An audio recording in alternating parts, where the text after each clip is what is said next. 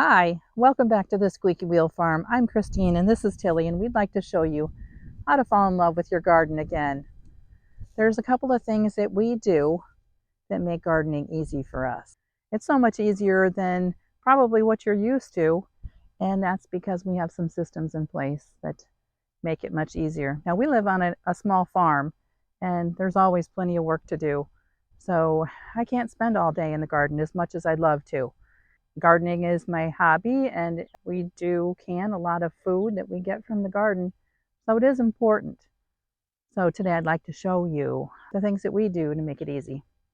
So first of all, we have this weed barrier fabric. This is commercial grade stuff. It's rated for at least 5 years. This stuff is almost like trampoline material, and it is really strong, durable.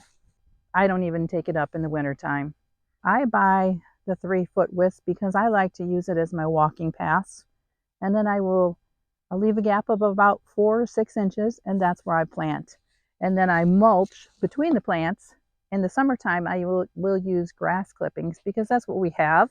It's free. I believe it does give a little bit of nitrogen to the soil. Now, when I bed down my garden for the winter, it is always nice to put down some wood chips because Mother Nature doesn't like to be naked. And if you leave it bare, it will grow up with weeds. So the first year I set up this garden, I rolled out this weed barrier fabric right on top of the grass. And then I used these landscaping staples. That's these.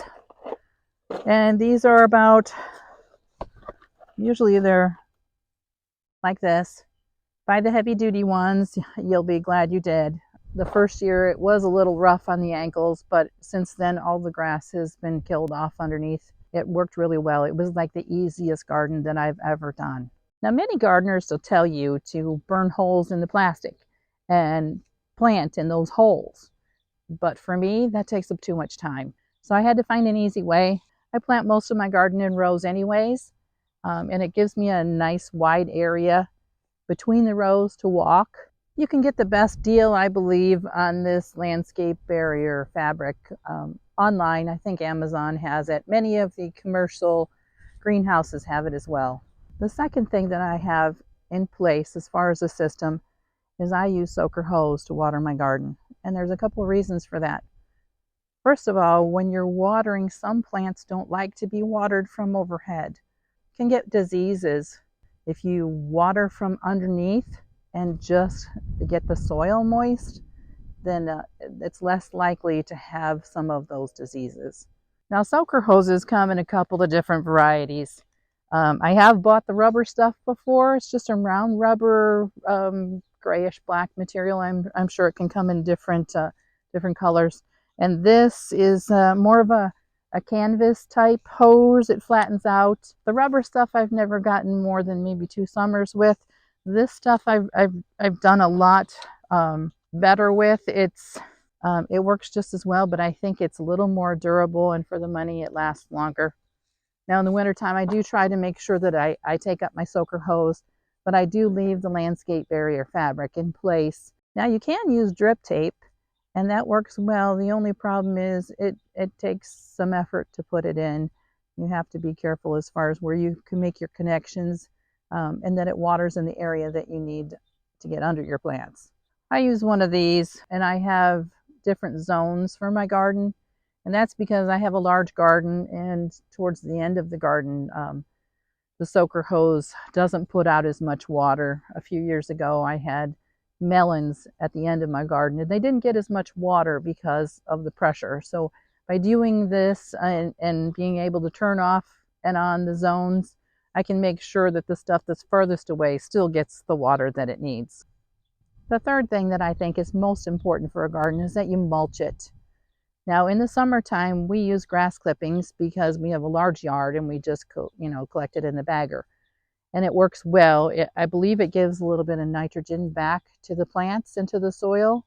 It does very well as far as keeping the weeds at bay. And don't get me wrong, there are some weeds, but very few, and they're easy to pull. And by mulching, it does a couple of things. It'll keep the soil moist, and it'll keep the soil cool. Your plants will really love that. Tilly loves to be in the garden with me. The only problem is she will eat up a whole row of green beans all on her own. So I really have to watch her. They're not bad for her. It's just that I plant the garden so that I have food that I can, for the wintertime.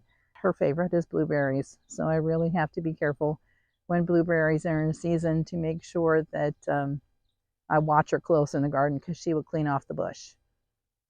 She's kind of a pig that way. Now, since you won't be spending all your time weeding your garden, you're going to want to make sure that you put a chair or a swing or something comfortable so that you can sit and enjoy. Don't forget to plant some flowers in your garden. There are several varieties that will repel pests. Nasturtiums and marigolds are two beautiful choices.